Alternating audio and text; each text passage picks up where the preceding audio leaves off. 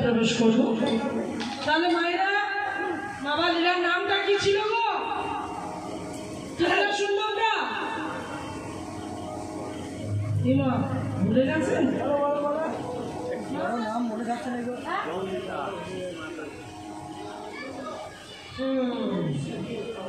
পিছনে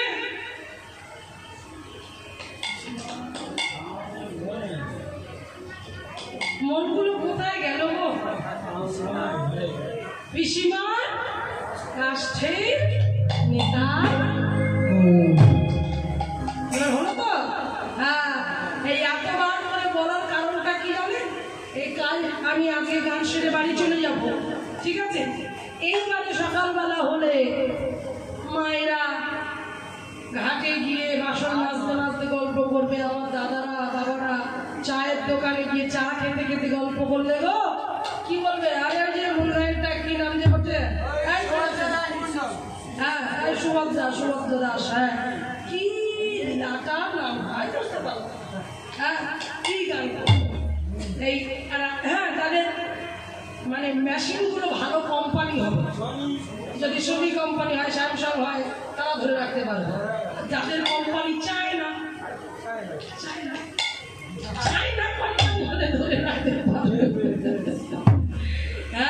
যেমন অরিজিনালটা নিয়ে গেলে দোকানে জেরক্স বের করে দেয় না আপনাদের সব ওই মেশিনগুলো জেরক্স মেশিনের মতো মানে আমি যা বলবো সব ধরে নেবে আর কালকে সকালে গল্প হবে লীলাটা এমন ভাবে শুনতে হবে প্রথম থেকে শেষ পর্যন্ত শুনতে হবে আর শুনে বাড়িতে গিয়ে যে আসেনি কানে কানে গল্পটা গিয়ে করতে হবে তবে জানতে হবে না লীলা শোনা ঠিক আছে আর যিনি কীর্তনিয়া তারও বলে সার্থক হয়েছে কি নয় ভুল করলাম কি সেই রকম মতো কীর্তনটি শুনতে হবে তাহলে চলুন আমরা শুনে নিই আজকে লীলার বিষয়বস্তু পিসিমার কাষ্ঠের নিতাই গৌর আচ্ছা মায়েরা নদিয়া কৃষ্ণনগরে যাওয়া হয়েছে কোনদিন কৃষ্ণনগর যাওয়া হয়েছে আচ্ছা বলেন তো কৃষ্ণনগরের সব থেকে বিখ্যাত কি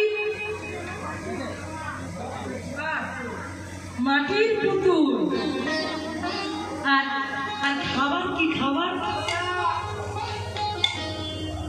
কৃষ্ণনগরে খুব বিখ্যাত কি খাবার গো সর ভাজা খুব বিখ্যাত সর ভাজা কৃষ্ণনগরে তো আজকে সেই কৃষ্ণনগরের কথা শুনবো মায়েরা মন দেবেন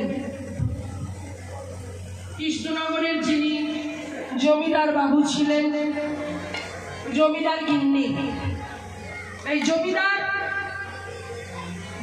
গিন্নি যিনি ছিলেন তিনি জমিদার বাড়ির মেয়ে সেই জমিদার বাড়িতেই বিয়ে হয়েছে কিন্তু সুখের কপালটা বেশি দিনের নয় হঠাৎ জমিদার বাবু মারা গেলেন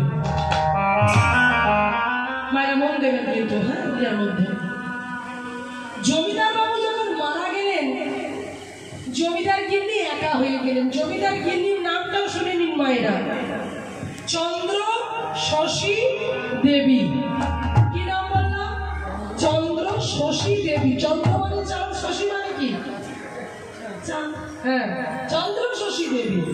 সেই চন্দ্র শশী দেবী বড় একা হয়ে গেল, সন্তানাদি ছিল না, অত বড় জমিদারি, স্বামী চলে গেল, তাহলে কি নিয়ে বাঁচবে সে? স্বামীকে সব থেকে বেশি ভালোবাসতেন তিনি। তাই কয়েকজন বৈষ্ণব বাড়িতে এসে বললেন যে গিন্নিমা, আপনি লোকজন খাওয়াচ্ছেন, খুব ভালো কথা, কিন্তু আপনি তো আপনার স্বামীকে ভালোবাসতেন। বললো হ্যাঁ। তাহলে আপনি চাইবেন যে আপনার স্বামীর আত্মার শান্তি হোক? বললো হ্যাঁ। তাহলে স্বামীর আত্মার শান্তি হতে গেলে বাড়িতে যদি আপনি একটা কীর্তন দেন, তাহলে আপনার স্বামীর আত্মার শান্তি হবে। হরি বল। বলছে বাবা, এই জমিদার গিন্নি, জমিদার যে মেয়েটা আর কি জমিদার গিন্নি হয়েছে, সে কোনোদিন কীর্তন কি জানে না। আপনারা তো জানেন কীর্তন প্রতি বছর হয়, শোনেন, কিন্তু জমিদার গিন্নি কোনোদিন ভগবানের কাছে ধূপ প্রদীপ ঘোরায়নি। কীর্তনটা কি সে মেয়েটা জানে না। বৈষ্ণব ঠাকুরকে বলছে বাবা, আমি তো কীর্তনই কি জানি না। বললা বাড়িতে অনুষ্ঠান করুন, যে কোন কীর্তনীয়কে আনলে আপনার বাড়িতে ভালো হয়, আমরা এমন একটা কীর্তনীয়কে আনবো। এইবার জমিদার বাড়িতে প্যান্ডেল হলো, ফুল দিয়ে চারিদিক সাজিয়ে দিল, মাইক জেনারেটর এলো, আপনাদের মতো ভক্তরা ভরে গেল জমিদার বাড়িতে। কীর্তনিয়া এসে গেল মঞ্চে, কীর্তন শুরু হবে। সামনে বসেছেন চন্দ্র শশী দেবী। জীবনে সেই চন্দ্র শশী দেবী কোনোদিন কীর্তন সম্বন্ধে বোঝেনি, কোনোদিন কীর্তন জানে না, কীর্তনটা কেমন, কীর্তনে কি হয় সেটাটুকু জানে না। তাই চন্দ্র শশী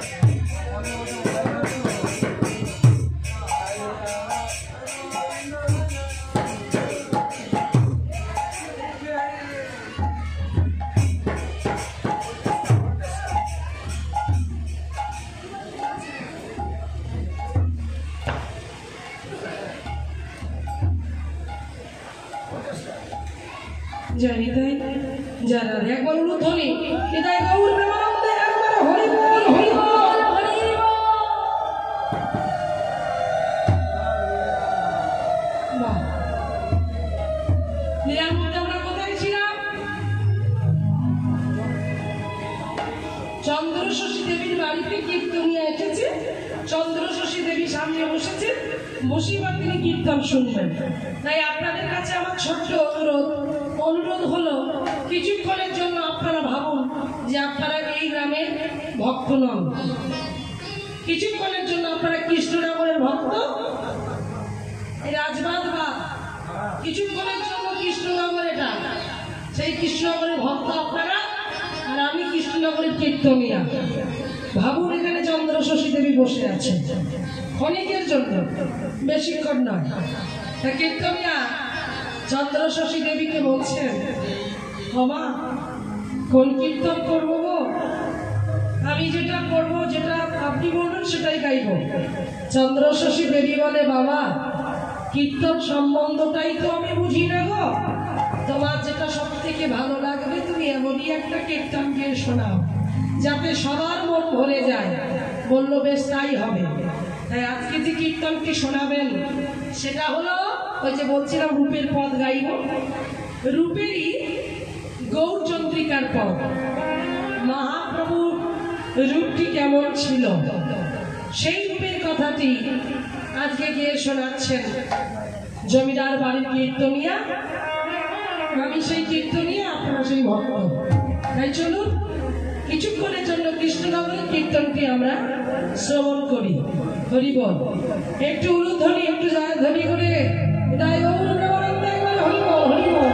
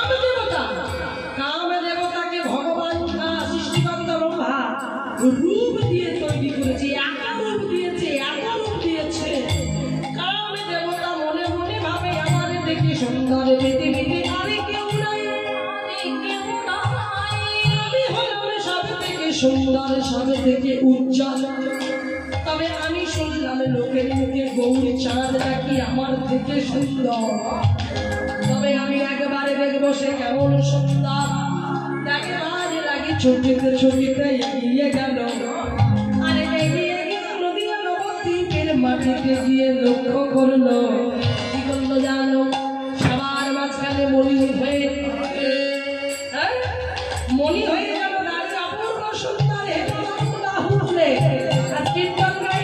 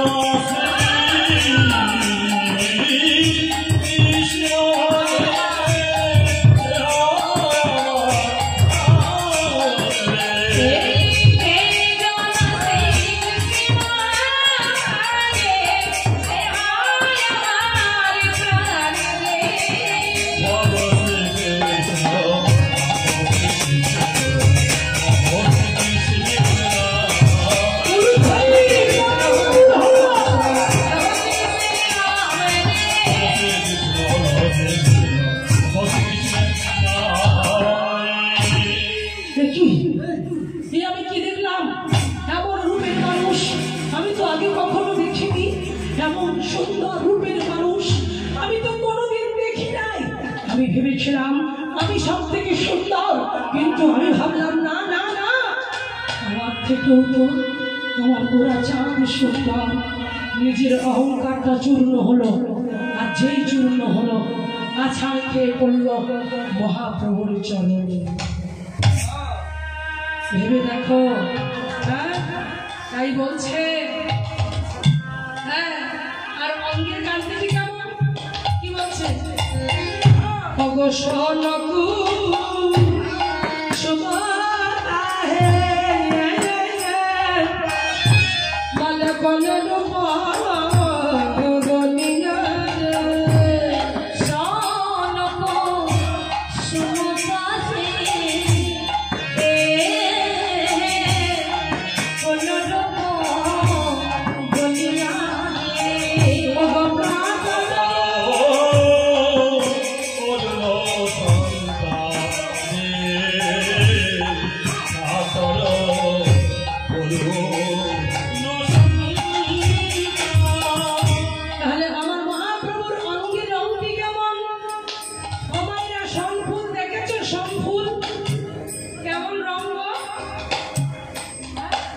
সোনফুল হলুদ বা হ্যাঁ হলুদ, তাহলে আমার মহাপ্রভুর রংটি হলো সোনফুলের মতো। তাই আজকে কি বলছে? সোন কুসুমতা হে কোন রূপ গলি হে প্রাণ সন্তান। এবারে কি বলছে গো? গোরা রূপের কথা যত বলি আমি তত হানি তত হানি। সবাইরা হরি হরি বল। তাহলে কীর্তনটি হচ্ছে কোথায়? শুনছে কে? সামনে বসে কে? গিন্নিমা চন্দ্র শশী মা, আর কীর্তনিয়া কীর্তন করছে। এইবারে মাগো, তাহলে স্বামীকে ভালোবাসতো, স্বামীর ভালোবাসাটা অন্তরে ছিল। যেই গৌর কীর্তন শ্রবণ করতে লাগলো, শ্রবণ করতে করতে করতে করতে গৌর গৌর গৌর গৌর অন্তরে বসত করতে লাগলো। অন্তরে একটা ছবি তৈরি হয়ে গেল, সুন্দর একটি ছবি। এইবার আমার গৌর সুন্দর, অপূর্ব সুন্দর দেখতে। তাই বলছে বাবা কীর্তনিয়া তুমি আরো গাও, আরো গাও, গৌর হরি রূপের কথা তুমি আমাকে আরো বলো। আজকে বলছে কি বলছে জানি? আমার